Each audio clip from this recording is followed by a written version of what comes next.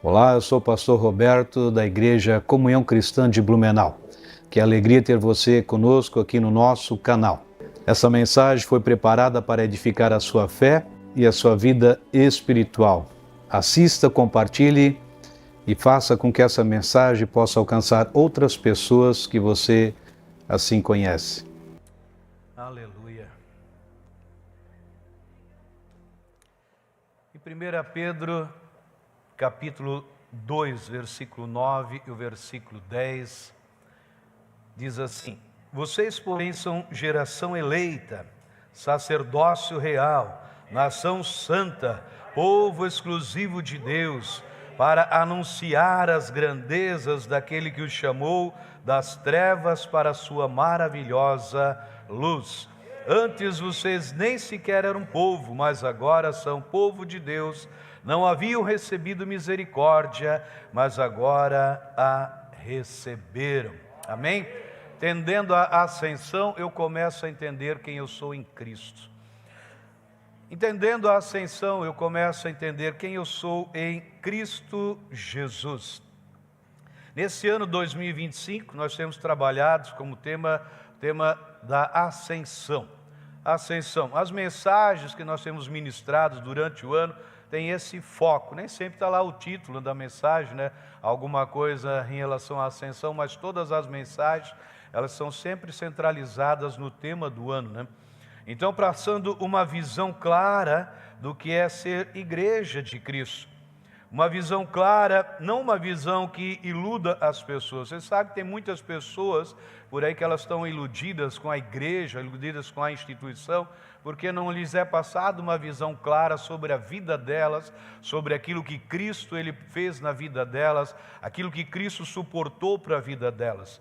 Então, nós sabermos que nós somos abençoados, sim, saber que nós temos lutas, sim, que passamos momentos difíceis, sim, como o pastor Etos falou, 28 anos, não foram 28 anos, né, que nós simplesmente, pastor, todos os dias estávamos lá com um sorriso lá nas orelhas, ou seja, sempre, né, com um semblante para cima, mas independente desses dias, dessas horas que nós vivemos, mas uma certeza a gente sempre tinha, que Deus estava trabalhando na nossa vida, que Deus trabalha na nossa vida, que Deus sempre vai trabalhar na nossa vida. E nós precisamos aprender realmente sempre sobre a nossa identidade. Né? Algo que as pessoas, o que menos elas conhecem nas igrejas é a sua identidade. Não, pastor, o senhor não sabe o que está falando. Eu tenho o número da minha identidade, eu sei de cor. Minha identidade, CPF e tudo mais, eu sei todos. Não, não é sobre isso que eu estou falando. A identidade, ou seja, de quem nós somos verdadeiramente em Cristo Jesus.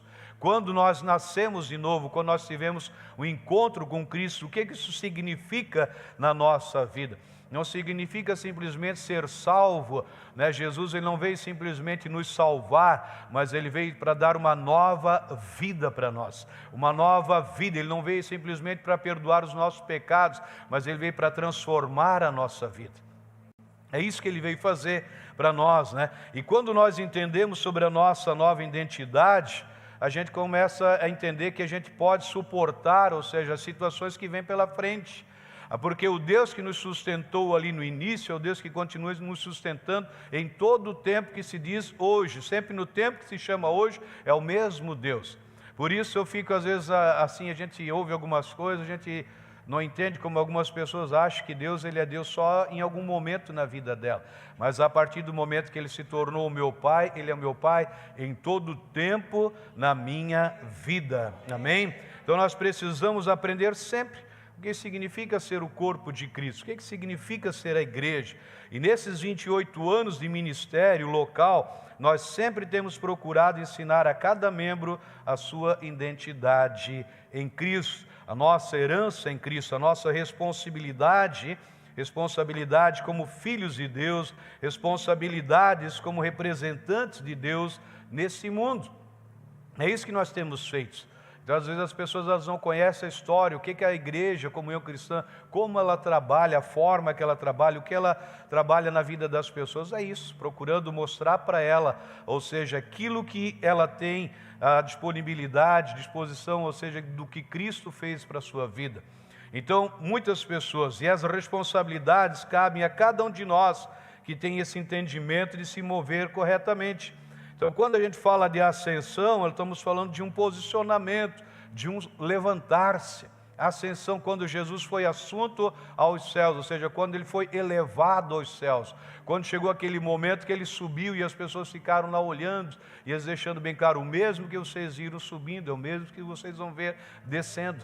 Então, a ascensão é um posicionamento, você não precisa, você pode ler depois em casa, não passei alguns versículos para a mídia, mas quando você vê aquele paralítico na Porta Formosa, lá em Atos, capítulo de número 3, você conhece a história, já ministramos sobre isso também, mas aquela pessoa estava lá por muito tempo, ou seja, naquela posição de mendigo, pedindo esmola, sempre era colocado na porta porque ele não podia entrar, porque era uma pessoa paralítica, e naqueles dias a lei não permitia, ou seja, pessoas que tinham problemas físicos, eles entrarem para adorar a Deus. Então ele sempre estava na porta, ou seja, mas chegou um dia que Pedro chegou diante dele e olhou para ele e deixou bem claro, eu não tenho prata, eu não tenho ouro, mas aquilo que nós temos, nós te damos. Levanta-te e anda. E a Bíblia deixa muito claro que quando ele recebe aquela palavra, a Bíblia está falando no versículo 8, de um salto, ele pôs-se em pé e começou a andar. Depois entrou com eles no pátio do templo, andando, saltando e louvando a Deus. Depois que ele recebe uma palavra, depois que ele recebe uma palavra de cura, a palavra diz que ele se colocou de pé. Versículo antes, Pedro também ajuda ele, mas ele, depois do versículo 8, ele dá um pulo, ele salta, ou seja, ele teve uma experiência de ascensão. Ele teve uma experiência de poder desfrutar da ascensão, um posicionamento, porque se ele ficasse pensando, não, mas eu sou paralítico, eu não consigo andar, se ele ficasse com aquele pensamento, ele ia continuar daquela forma, mas ele entendeu, ele disse, nós não temos prata nem ouro, mas o que nós temos, o que Pedro tinha? Tinha a palavra de Deus, ele tinha o poder de Deus, ele tinha, ou seja, experiência com Jesus Cristo, ele diz, o que eu tenho, eu te dou. Meus amados, ele diz assim, ouço muito claro da parte de Deus, o apóstolo Pedro, mesmo falando para os judeus novos convertidos, também ele fala para nós nessa noite. Da mesma forma que Pedro ali falando, como eu li os primeiros versículos, falando para judeus novos convertidos, ele está falando para nós nessa noite. Então ele diz, ele deixa muito claro que assim, vocês, que nasceram de novo, vocês são uma nova criação em Cristo Jesus. Isso deixa claro quando ele afirma assim, vocês são, ele não está dizendo vocês serão, vocês foram, mas ele está dizendo vocês são nova criação, vocês são geração eleita, vocês são um sacerdócio real, vocês são nação santa, vocês são um povo exclusivo de Deus, um povo que é propriedade particular de Deus, um povo que é propriedade exclusiva de Deus. Com qual propósito? Existe um propósito definido aqui. Existe um propósito, ele deixa bem claro, para anunciar as grandezas daquele que os chamou das trevas para a sua maravilhosa luz. Ele deixa bem claro aquilo que nós somos, ele mostra muito claro de onde nós somos tirados e qual o propósito, para manifestar a grandeza de Deus, para manifestar a grandeza de Deus. Ouçam isso, meus amados, que tipo de Deus é o Senhor para a sua vida? Eu preciso entender isso, o que Ele realmente é para a minha vida. Se Ele viesse hoje aqui na terra, se Ele viesse, você vai pensar, pastor, mas Ele já veio. Sim, Ele já veio. Mas se Ele viesse agora novamente, como em carne e osso, como Jesus Ele veio um dia. Preste atenção, entre nesse cenário. Se Ele viesse aqui à terra, a sua presença entrasse aqui fisicamente, o que eu ia saber em relação ao seu respeito, se ele entrasse por aquela porta? Se de repente ele esteja aqui no nosso meio? O que eu ia saber realmente a respeito de Jesus? Se isso fosse possível, que espécie de Deus eu descobriria que Ele é?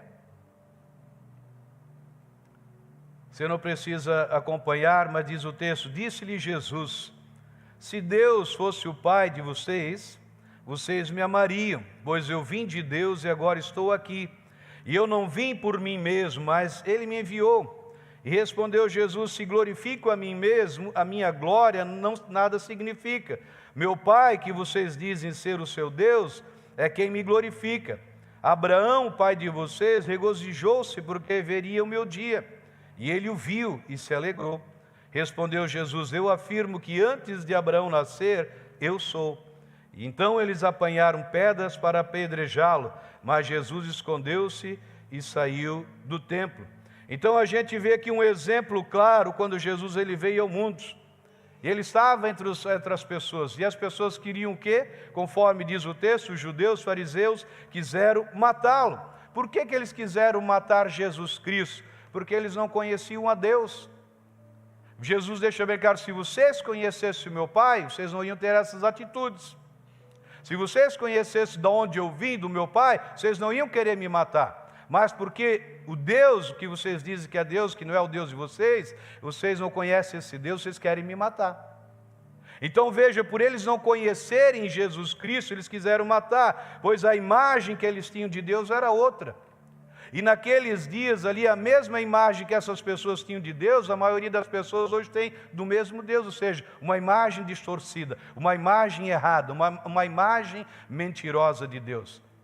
Então, se Jesus viesse, ele se manifestando como ele era, quem não conhecesse ele, iam querer fazer o quê? Apedrejar Jesus também, matar Jesus também. Pastor, ainda bem que hoje é um outro tempo, logo não tem mais esses que querem matar Jesus. Será?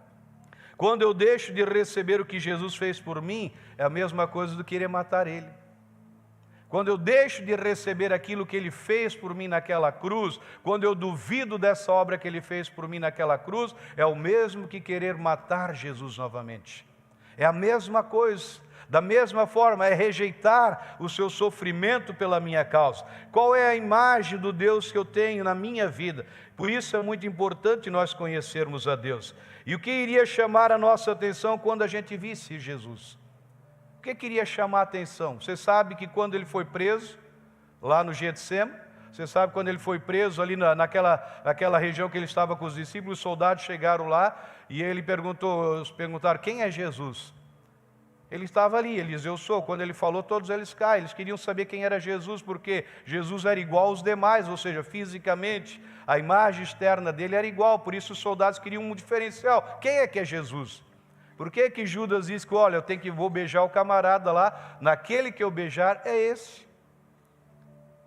É esse, porque eles estavam, ou seja, eles estavam olhando para aquilo que era externo, não para aquilo que é interno. Então, se Jesus viesse de carne e osso, como que eu iria identificá-lo? De que forma? Então, uma importante pergunta que qualquer um de nós deve fazer. Então, a nossa resposta, ela vai definir se nós temos conhecimento verdadeiramente de Deus ou não. Então, a resposta, ela vai me mostrar quem eu sou em Cristo. E na história do mundo, nenhuma nação ela jamais esteve acima da sua crença e religião. Nenhuma nação. Assim como nenhuma religião, ela jamais esteve acima da sua percepção de Deus.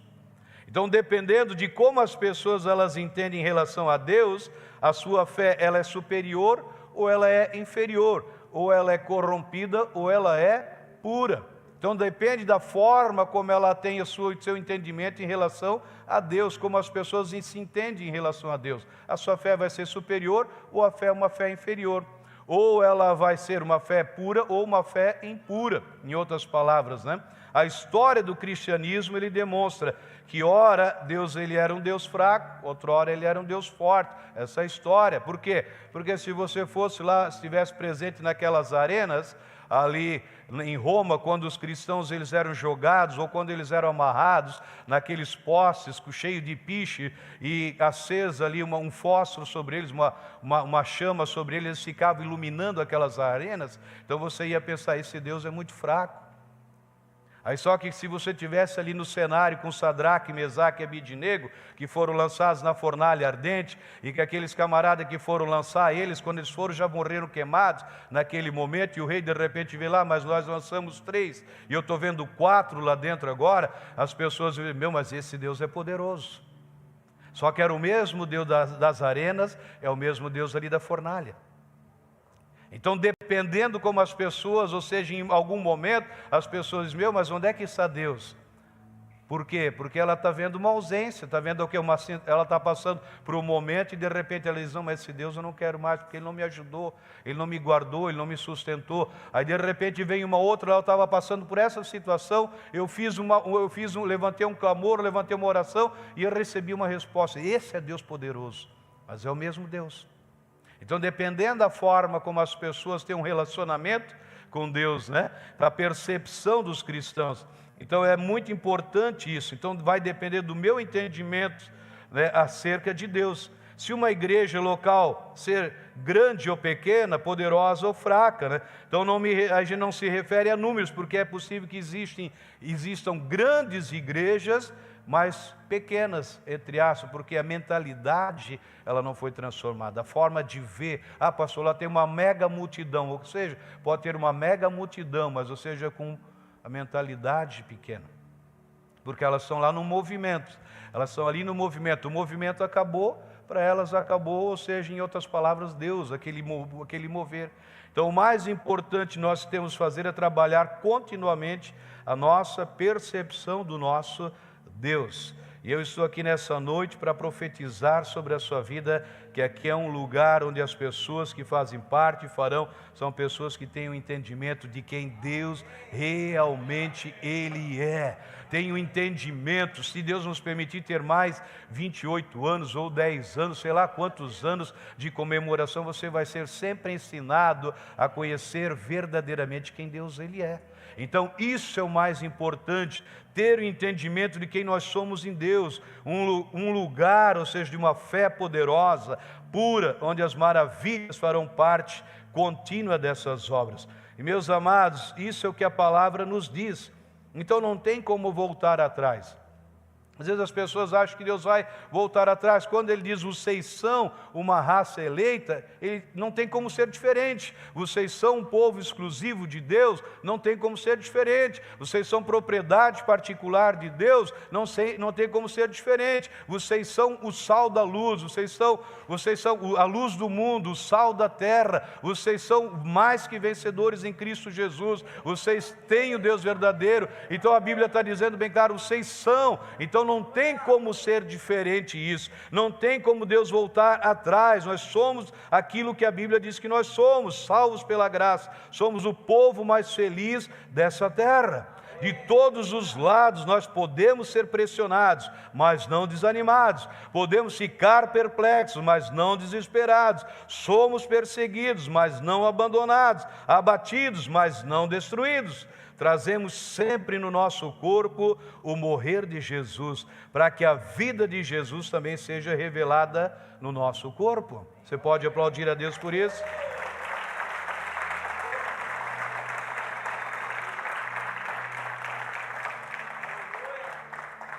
Apocalipse 1, versículos 5 e 6 diz assim, e de Jesus, que é a testemunha fiel, primogênito dentre os mortos e o soberano dos reis da terra, Ele nos ama e nos libertou dos nossos pecados por meio do seu sangue, e Ele nos constituiu reino e sacerdotes para servir a Deus e Pai, a seu Deus e Pai. A Ele sejam glória e poder para todos sempre.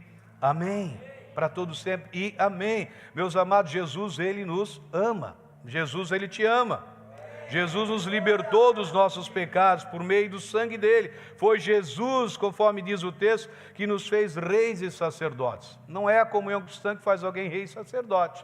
Ela passa, ou seja, esse entendimento que o próprio Jesus, ele nos fez dessa forma. Então ouça, isso não tem como mudar. Isso não tem, pastor, não dá para mudar, você não queria ser rei e sacerdote. Não, se você é de Jesus Cristo, é isso que ele vê em você, um rei e um sacerdote. Lógico, você tem que ter um entendimento de como um rei age e de como um sacerdote ele também age, senão você não vai viver, você não vai desfrutar daquilo que a Bíblia está dizendo.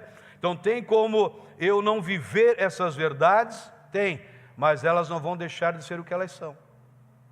Ah, pastor, eu não vejo dessa forma. Você não precisa ver dessa forma, você vai deixar de desfrutar daquilo que Deus ele tem. Então, quantas pessoas, ou seja, muitas pessoas não creem na verdade, não vão ver nelas. Tem muitas pessoas que não creem em milagre, logo elas não vão desfrutar de milagres, mas aquele que crê em milagre, ele vai desfrutar de milagres. Então, independente se tem pessoas que creem ou não creem, os milagres acontecem. Os milagres, eles estão aí para se manifestar nas nossas vidas. Então, tem pessoas que creem, tem outros que não. Então, toda essa obra e muito mais se chama o favor de Deus. E tudo isso e muito mais, com qual objetivo, pastor? Voltando ao primeiro texto que eu li. Nós somos, Ele nos chamou das trevas para a luz, para anunciar as grandezas daquele que nos chamou das trevas para a sua maravilhosa luz. Ele nos fez com qual propósito? Para anunciar. Veja que é uma sequência que ele está dizendo, Ele nos fez, não é povo dele, Ele nos fez propriedade dele, Ele nos chama de uma nação santa com propósito, para anunciar. Anunciar o que, pastor? As grandezas, ele deixa muito claro. Então Deus nos chamou das trevas, e quando você lê das trevas, ele está dizendo, Ele nos chamou da morte, Ele nos tirou da ignorância, para viver luz, viver vida, viver verdade. E ouça, quando eu estava meditando aqui, ele diz, para Deus nos chamar, preste atenção, para Deus nos chamar, como é que você chama uma pessoa? Tá, o pastor diz pelo nome, é muito importante, mas você vai chamar uma pessoa porque você está... Sim ou não? Você chama porque você está vendo. Quando o texto diz que Ele nos chama das trevas, Ele estava nos vendo. Ele chamou talvez meu nome, o seu nome. Ele estava lá chamando, ei, Roberto, sai das trevas para aquilo que eu tenho para a sua vida. Ele me chamou. Se a pessoa está chamando, aqui no caso aqui Deus, Ele nos chamou, Ele estava nos vendo. Por que Ele fez isso? Porque Ele se importa comigo. Ele se importa com você. Ele se importa com cada um de nós. Deus não chama uma pessoa se Ele não está nem aí com essa pessoa. Se Ele nos chama é porque Ele tem um propósito, Ele se importa com a nossa vida. Ele se importou com as nossas vidas, Ele se importa com cada um de nós. Então Ele deixa bem claro, como se Ele falasse aqui, ei, esse lugar aí é de morte, esse lugar é de destruição, esse lugar aí você não vai desfrutar do que eu tenho para a sua vida, esse lugar aí não vai te levar para aquilo que eu tenho já preparado para você. Então Ele está chamando, ei, sai dessa morte, sai dessa luz, sai dessa situação de trevas, sai dessa situação de destruição. Eu quero te trazer para um lugar onde tem esperança, onde tem segurança. Então Deus, Ele nos chama para a vida, e agora com essa nova vida, logo eu posso o quê? Anunciar as grandezas de Deus. Para eu poder anunciar, como Ele diz, Ele nos chama para anunciar. Então, para que eu possa anunciar, como que uma pessoa vai anunciar algo bom se ela não desfrutou de algo bom? Como que eu vou falar de Deus se eu não conheço Deus? Como que eu vou falar dessa obra linda e maravilhosa da cruz se eu não conheço Jesus? Como que eu vou falar de milagre se eu não desfruto de milagre? Como vou falar de alegria se eu sou uma pessoa triste? Se eu não conheço a verdadeira alegria, a verdadeira força, como que eu vou ministrar paz se eu não tenho contato com a verdadeira paz? Então a palavra está deixando bem claro aqui, Ele nos chama das trevas para a sua luz, para que a gente possa agora anunciar a grandeza de Deus. Anunciar a grandeza de Deus é anunciar o favor de Deus, é anunciar a graça de Deus, é anunciar o seu amor derramado no nosso espírito, é anunciar quanto nós somos amados pelo nosso Pai, que é Deus, é anunciar o quanto fomos perdoados, é anunciar o quanto fomos abençoados, é anunciar o quanto Ele fez por nós, é anunciar o quanto Ele nos protege, nos guarda. Nós somos o que recebemos de Deus para anunciar. Então fomos chamados para anunciar o quê? Aquilo que Ele tem feito na nossa vida, aquilo que nós temos desfrutado de Deus. Então Ele nos chama com esse propósito, e ouça muito claro, Ele foi nos dado essa missão de nós anunciarmos a grandeza de Deus aqui. Então não foi nos dado a missão de anunciar as pobrezas de Deus. Por quê, pastor? Porque não há pobreza em Deus. Porque não há miséria em Deus, porque não há escassez em Deus, não há incertezas em Deus, não há insegurança em Deus, não há doenças em Deus, não há enfermidade em Deus, não há falência em Deus, não há fracassos em Deus, não há vergonha em Deus. Então nós fomos chamados para anunciar as grandezas de Deus. A grandeza de Deus. Deus, Ele é grande. Pastor Edson deixou um versículo lá, quero ler um outro aqui. Salmo 147, se você tem dúvida da grandeza de Deus, leia esse Salmo 147, versículo 4 em diante. Depois temos Isaías, que também ele confirma, ele diz assim, falando de Deus, ele determina o número das estrelas, e chama cada uma, preste atenção, cada uma pelo seu nome. Tem pai que tem 10 filhos e já tem dificuldade para às vezes lembrar dos 10, olha assim, que às vezes esquece de um do outro. Mas Deus, ele chama cada estrela pelo seu nome. No versículo 5, grande é o nosso soberano e tremendo é o seu poder. É impossível, preste atenção, é impossível medir o seu entendimento. Agora em Isaías 40, versículo 12, quem mediu as águas na concha da mão, ou com o palmo definiu os limites dos céus? Quem jamais calculou o peso da terra, ou pesou, agora já me perdi, eu não estou mais enxergando, então aqui, ou pesou os montes na balança e as colinas nos seus pratos? Com quem vocês vão me comparar? Quem se assemelha a mim? Pergunta os santos. Ergam os olhos, olhem para as alturas. Quem criou tudo isso? Aquele que põe em marcha cada estrela do seu exército celestial, e a todas chama pelo nome. Tão grande é o seu poder, e tão imensa a sua força, que nenhuma delas deixa de comparecer. Você entendeu isso? Esse aqui...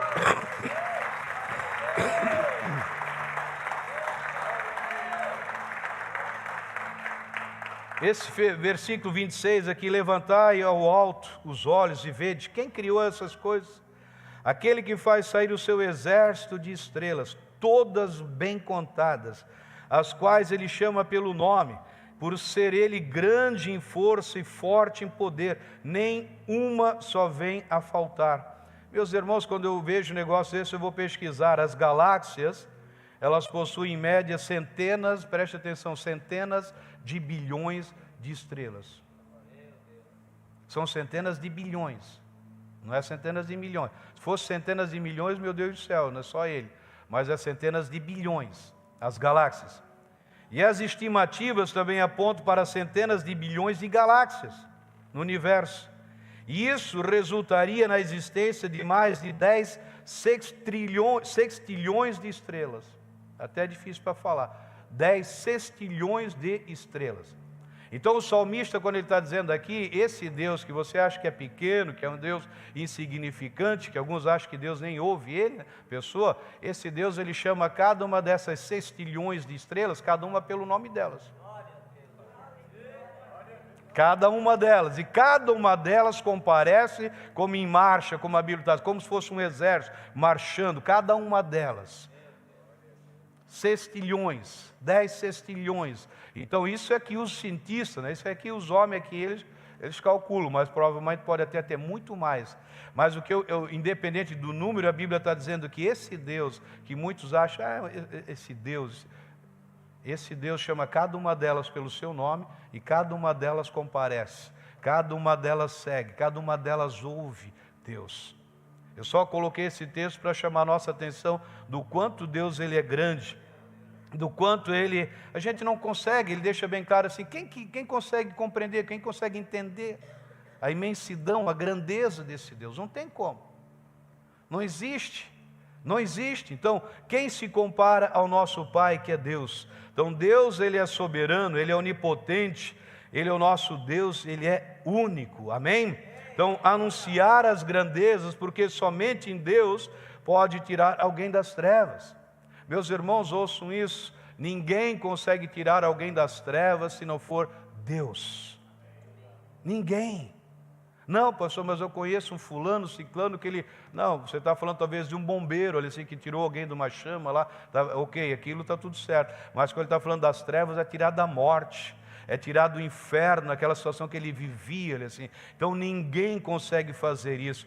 Então anunciar as grandezas, né, do nosso Pai, porque somente Ele pode tirar do engano, da morte, da mentira, da doença, da enfermidade, da depressão, do desespero, do medo, da angústia, da ignorância, da escravidão.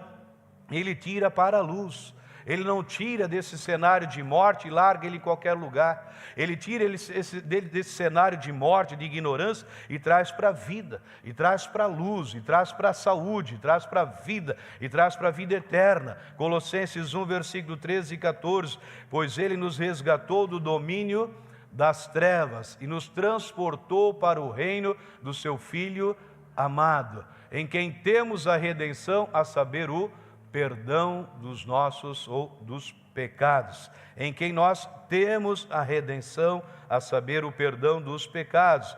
Então, meus amados, nós estamos celebrando 28 anos desse ministério nessa cidade. Preste atenção, caminhando já para o final. Nós estamos celebrando os 28 anos dessa cidade, desse ministério, não é por causa de uma cura. Ah, pastor, estava lá numa reunião, alguém foi curado, então a gente vai começar esse ministério e vamos celebrar. Não, nós não estamos celebrando 28 anos porque alguém foi curado. Nós não estamos celebrando 28 anos porque alguém teve a sua casa própria nesse período, saiu do aluguel. Nós não estamos celebrando 28 anos porque alguém ganhou um carro novo. Nós não estamos celebrando 28 anos porque existiam muitas vidas desempregadas, hoje já estão empregadas. Muitas pessoas tinham problema no casamento, hoje elas não têm mais aqueles problemas. Nós não estamos celebrando 28 anos, ou seja, por essas coisas que têm o seu valor. Sim, elas têm o seu valor, tem o valor uma casa nova, um carro novo, tudo isso e mais tem o seu valor, mas nós estamos celebrando 28 anos porque Ele nos resgatou das trevas. Ele nos resgatou das trevas. É por isso que nós estamos celebrando.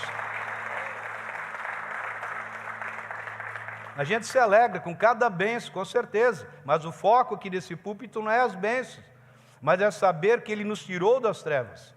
Essa é mais importância, porque quando chegar um dia, se a trombeta não soar e Deus nos recolher, todas as bênçãos que a gente conquistou vão ficar aqui nessa terra. Não vai subir um carro novo, não sobe uma casa nova, não sobe a minha empresa, não sobe o meu dinheiro, não sobe nada, ou seja, mas eu vou subir porque eu fui tirado das trevas.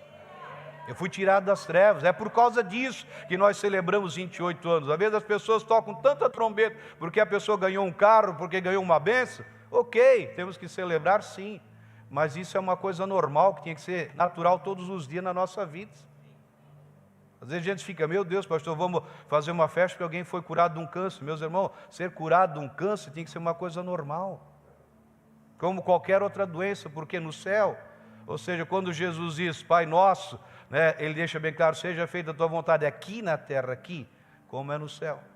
Então no céu não tem gente com câncer, lá não tem gente com AIDS, lá não tem gente depressiva. Então da mesma forma, ou seja, que é lá, tem que ser aqui. Então, os milagres que a gente celebra tanto tem que ser uma coisa corriqueira, tem que ser uma coisa natural do dia a dia. Agora, nós temos que celebrar e saber porque nós somos tirados das trevas, nós somos tirados da morte.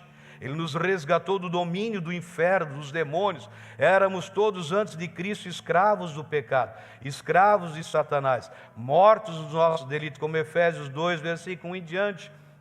Vocês estavam mortos em suas transgressões e pecados, né, nos quais costumavam viver quando seguiam a presente ordem deste mundo, e o príncipe do poder do ar. Veja, nós seguimos a Satanás.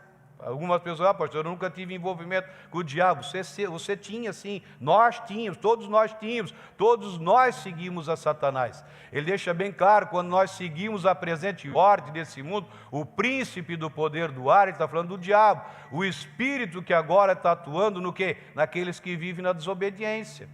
Anteriormente, todos nós vivíamos entre eles, satisfazendo as vontades da nossa carne, seguindo os seus desejos e pensamentos. Como os outros, éramos por natureza merecedores da ira. Todavia, Deus, que é rico em misericórdia, pelo grande amor com que nos amou, deu-nos vida com Cristo, quando ainda estávamos mortos nas nossas transgressões. Pela graça vocês são salvos. Deus os ressuscitou com Cristo e com Ele nos fez assentar nas regiões celestiais em Cristo Jesus, para mostrar nas eras que hão de vir, nesse tempo que nós estamos vivendo, a incomparável riqueza da sua graça, demonstrada em sua bondade para conosco em Cristo Jesus. Aleluia! Glória a Deus! Glória a Deus! Então Deus, Ele nos resgata, preste atenção, sem nós pagarmos o preço.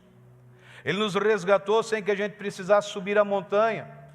Ele me resgatou sem ter que fazer uma campanha das 7 quartas-feiras para encontrar a vitória. Ele me resgatou sem termos que pagar para isso, porque Ele pagou no nosso lugar. Ele pagou no nosso lugar. Ele sofreu no nosso lugar. Ele suportou por nós. Jesus decidiu tomar o nosso lugar. Ele decidiu sofrer no nosso lugar. E mais uma vez Ele nos deixa claro porque Deus Ele fez isso. Porque tanto amor, porque tanta compaixão conosco.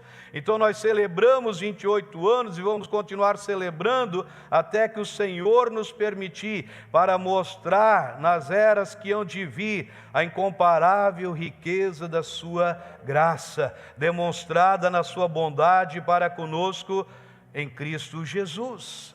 Antes nem sequer era um povo, mas agora vocês são povo, nós somos família, nós somos filhos de Deus. Não haviam recebido misericórdia, mas agora receberam. Então não haviam recebido em que tempo? Ou seja, no tempo das trevas.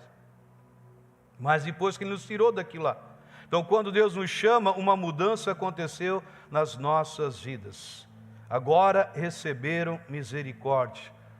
Glória a Deus por isso. Essa pessoa ela diz, misericórdia, ele nem sabe o que ele está falando. Quando você ouve misericórdia, é igual você não receber o que você deveria receber. Por isso, quando você diz misericórdia, quer dizer o quê? Que eu não recebo aquilo que eu deveria receber.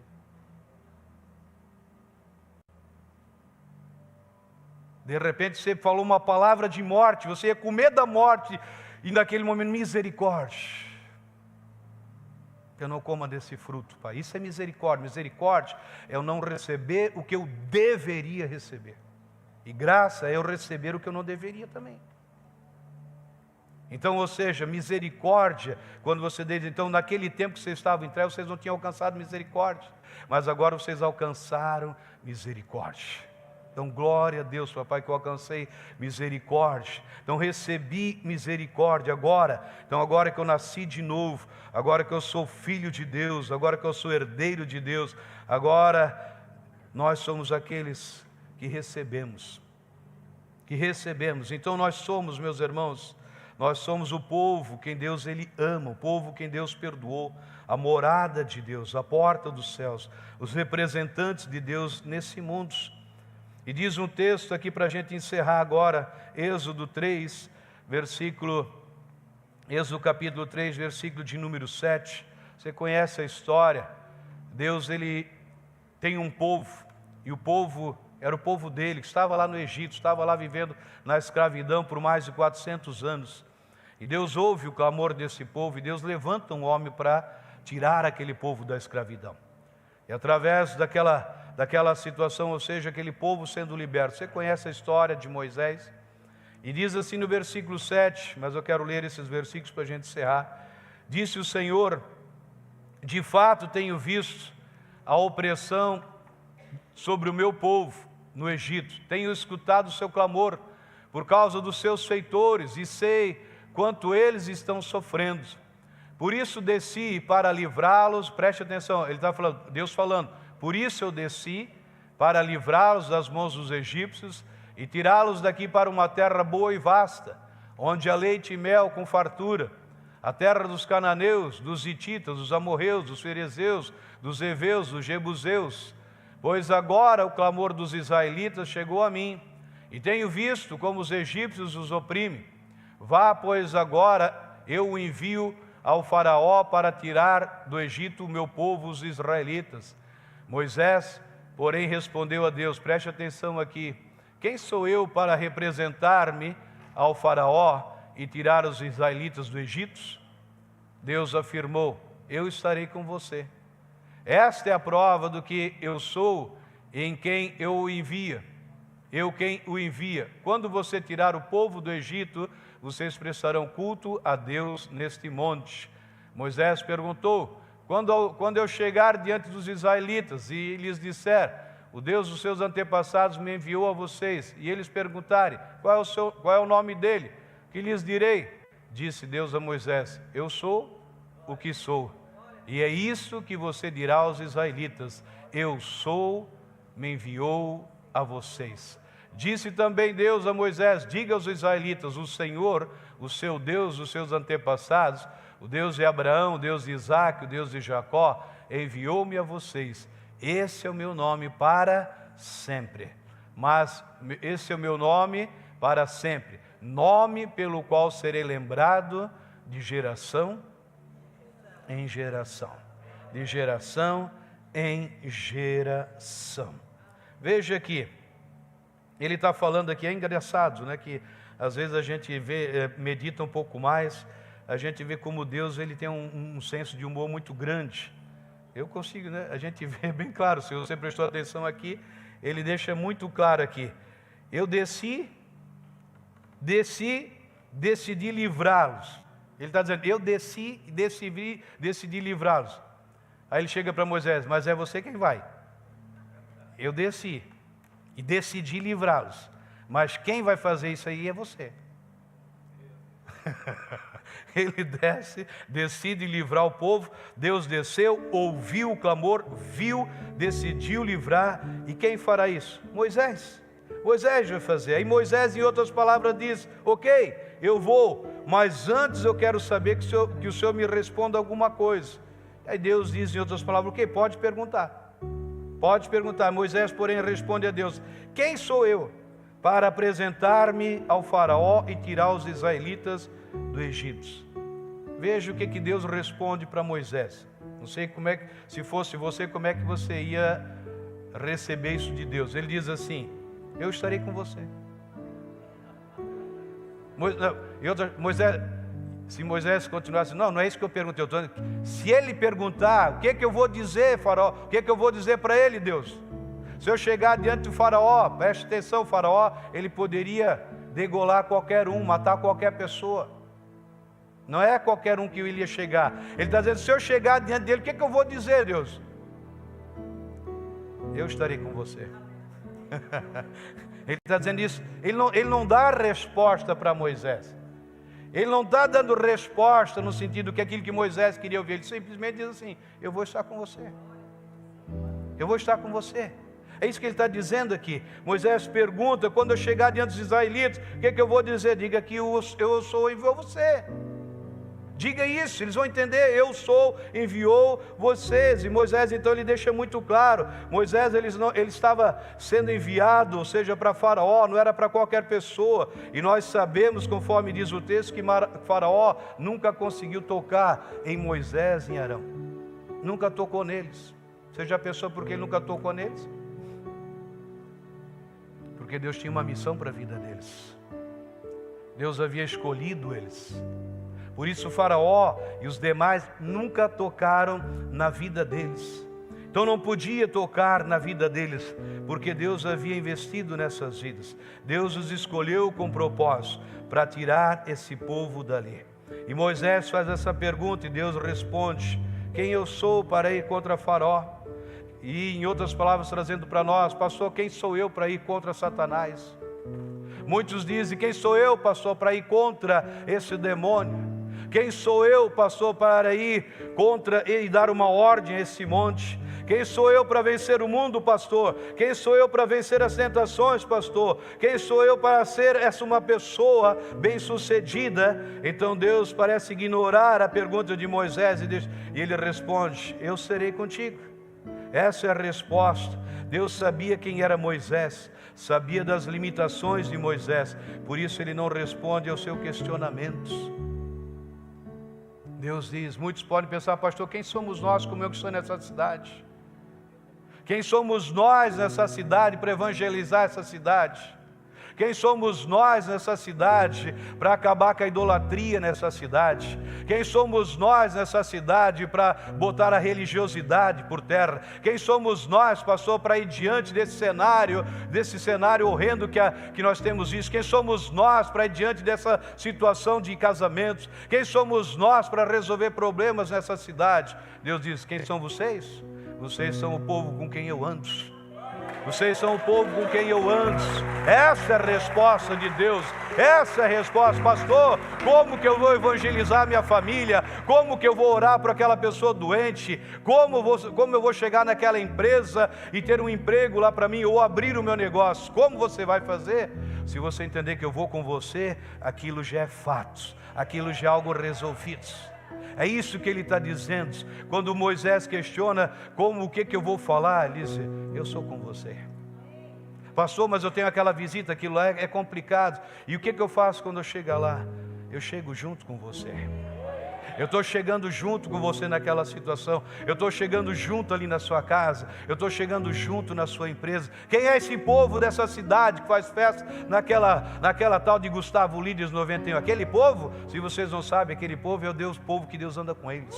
Aquele é o povo que onde o povo chega, Deus chega juntos. Se vocês não sabem quem é aquele povo que faz festa, aquele povo é com aquele povo que eu ando. É aquele povo que eu me manifesto, é aquele povo que eu opero milagres, é naquele povo que eu faço maravilhas. Então a ascensão me leva a ter o entendimento de quem eu sou em Cristo Jesus. Quem é essa pessoa que bate meta todos os meses? Passou pessoas de 20 anos de carreira aqui, ele chegou em 2 meses, já está batendo meta. Quem é essa pessoa? Essa é aquela que Deus anda com ela. Essa é aquela que bate metas todos os meses, aquela que vende mais, aquela que emprega mais, aquela que é mais conhecida. Por quê? Porque Deus anda com ela. Aquela pessoa que sabe, mas como ela tem tanta sabedoria, quem é aquela pessoa? Você não sabe? Aquela com quem Deus anda. É isso. Esse é o diferencial. Aquele povo é o povo que Deus anda com ele. Eu preciso entender isso. Se eu souber que Deus anda comigo, sai para lá. Não tem para ninguém. Não, pastor, o senhor não conhece o bambambam naquela área. Pode ser o bambambam. Se ele não tem aquele que eu tenho, ele não é nada. Ele ainda está nas trevas, eu já saí das trevas. Eu tenho luz, eu tenho vida, eu tenho Jesus, eu tenho a paz, eu tenho alegria, eu tenho tudo na minha vida. Você pode aplaudir a Deus? Que bom que você esteve conosco até aqui. Se esta mensagem edificou a sua vida, gostaria de convidar você a fazer uma oração convidando Jesus Cristo para ser o seu Senhor e o seu Salvador. Diga assim comigo: Senhor Jesus, eu te agradeço porque lá naquela cruz tu morreste pelos meus pecados. Eu abro o meu coração e te convido a ser o meu Senhor e o meu Salvador. Eu creio que a partir de hoje eu sou uma nova criação, as coisas antigas ficaram para trás e tudo se fez novo na minha vida. Amém. Se foi essa a sua primeira vez que você orou e você quer deixar algum comentário, temos as nossas mídias sociais para que você possa entrar em contato conosco. Será uma honra poder conhecer você melhor. Permaneça abençoado.